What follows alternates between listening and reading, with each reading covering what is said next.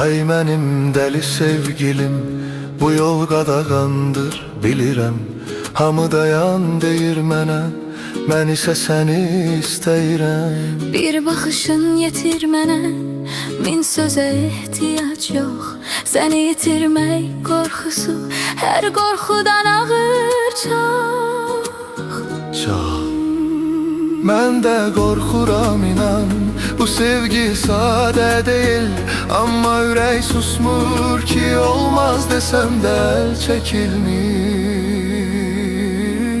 Qoy yansın bu sevgi yansın, kül olsaq da birlikdə, hamıdan gizli qalsaq da ürək ürəyə səninlə.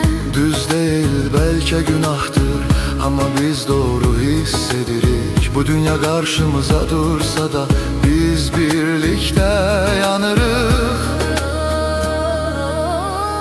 Səni sevmək qorxudur, amma buraxmaq daha çətin. Əllərim titrəyir bax, adını çəkəndə səssiz-səssiz. Məni qısqanırsan bilirəm, amma incitmirsən heç vaxt. Bu sevgidə ağrı da var, amma yalandan uzaq.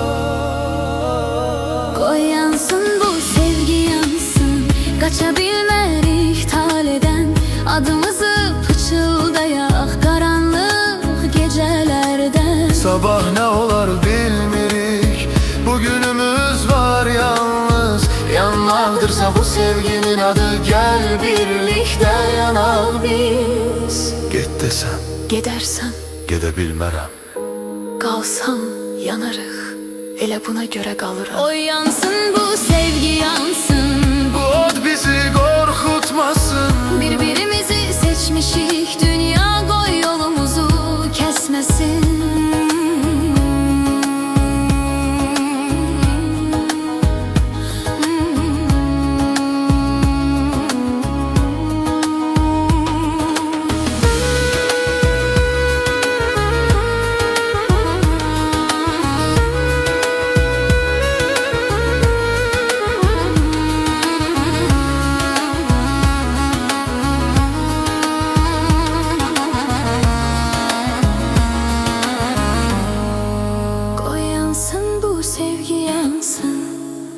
Bu od bizi qorxutmasın.